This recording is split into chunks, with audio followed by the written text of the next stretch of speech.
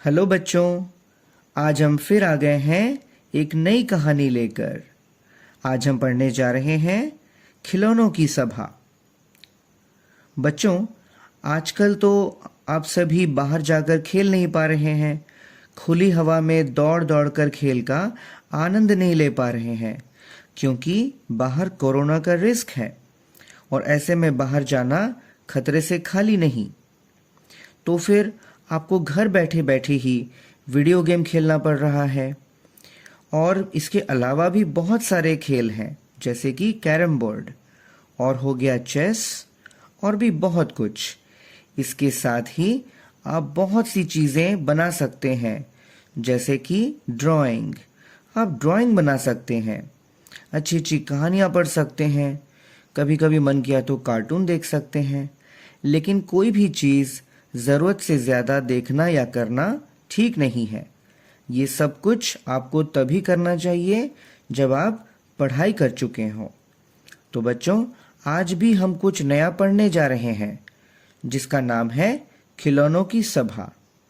क्योंकि अक्सर हम कंप्यूटर या मोबाइल गेम खेल खेल कर इतने डूब गए हैं कि हम अपने खिलौनों को भूल बैठे हैं। इसके कारण हमारे जो खिलौने हैं ना, वो हमसे उदास हो गए हैं, दुखी हो गए हैं। तो देखिए यहाँ पर क्या होने वाला है। सांवरी और मनु अपना बस्ता मेज पर रखते हैं। बस्ता यानी कि बैग और मेज का मतलब होता है टेबल।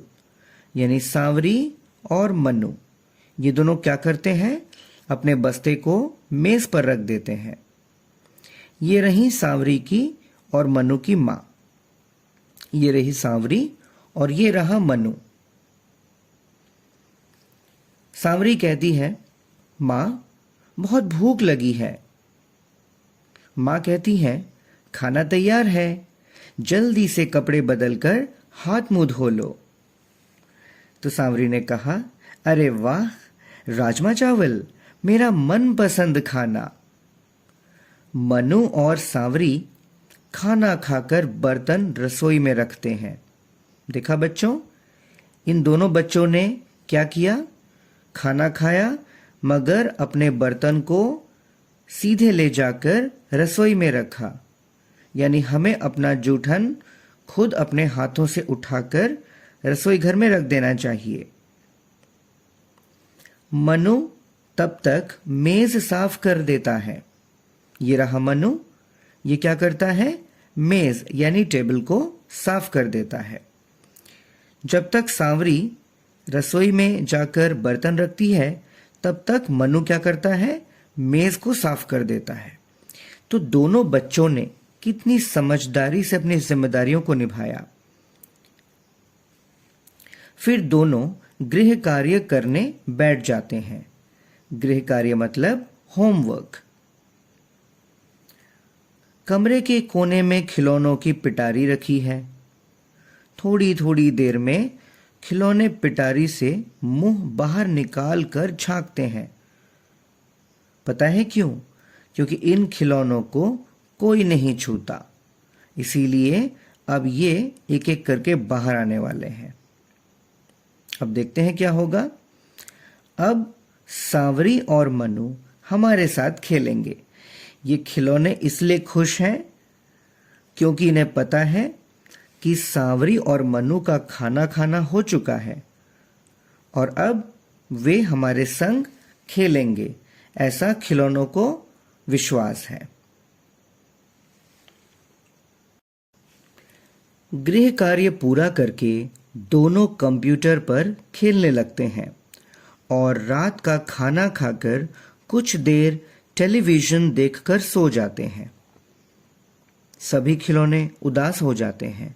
देखिए, यहाँ कितने अच्छे अच्छे खिलौनों की तस्वीर दी गई है।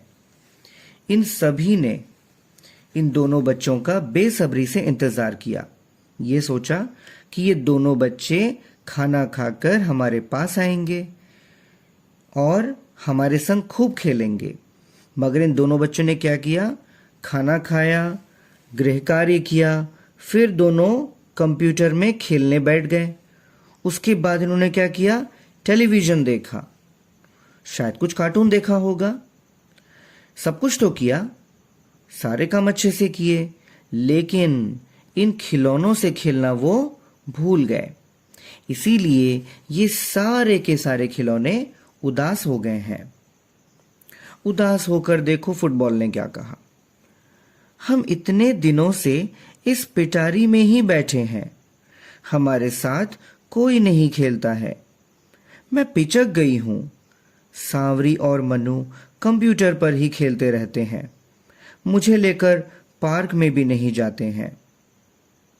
तभी देखिए इसने क्या कहा। इसने कहा यानी लूडो ने, हमें तो जैसे भूल ही गए हैं, मेरी गोटियां भी मुझसे बिछुड़ गई हैं। अब देखिए इसने क्या कहा, ठीक कहते हो भाई, मुझे भी बच्चे हाथ नहीं लगाते। ये रही पजल बेचारी। पजल भी आगे जाकर बोली, दोस्तों यही हाल रहा तो सांवरी और मनु तो हमें भूल ही जाएंगे। एक दिन हमें रद्दी की टोकरी में डाल दिया जाएगा। लेकिन यह अच्छा नहीं है। सांवरी और मनु कंप्यूटर के कारण शाम को बाहर खेलने भी नहीं जाते हैं। अब देखिए फुटबॉल ने क्या कहा। आगे खिसक कर कहा उसने, हमारे साथ खेलें, खुली हवा में भागे दौड़ें तो उनका शरीर भी चुस्त रहेगा यानी हेल्दी रहेगा। अब इन्हें देखो, इन्होंने क्या कहा, हमारे ऊपर तो धूल जम गई है। इस तरह हमने देखा कि इन सभी खिलौनों ने आपस में एक दूसरे की समस्या के बारे में बताया और वे दुखी होकर निराश होकर पड़े रहे, क्योंकि इन्हें छूने वाला, इनके संग खेलने वाला अब कोई न रहा। घर के अंदर बैठकर कभी कभी हमारे साथ खेलें तो दिमाग की कसरत भी होगी। टेडी बियर एक कोने में बैठा अपने साथियों की बातें सुन रहा था। बेचारा टेडी बियर, कितना सुंदर, कितना प्यारा है, इसे भी कोई नहीं छूता।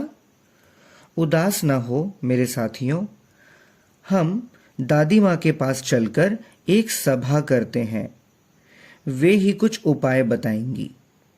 तो इन सब खिलौनों ने क्या प्लान किया कि ये एक सभा बुलाएंगे, एक मीटिंग होगी जिसमें ये सभी मिलकर अपनी समस्या बताएंगे। सब मिलकर दादी माँ के पास जाते हैं, दादी माँ से अपनी अपनी बात कहते हैं। सबकी बातों से सांवरी और मनु जाग जाते हैं कि अरे ये आवाजें कहाँ से आ रही हैं। वे जब सब खिलौनों की बातें सुनते हैं, उनकी समझ में आ जाता है कि ये खिलौने सही कह रहे हैं। तभी देखिए क्या कहा सांवरी ने, हमारे प्यारे दोस्तों, आज से हम आपके साथ भी खेलेंगे। आज रविवार है, चलो बैट बॉल का मैच हो जाए। खाने के बाद दिन में मैं किताबें पढ़ूंगी। तभी मनु ने कहा, आओ अपने मित्रों को बुलाते हैं।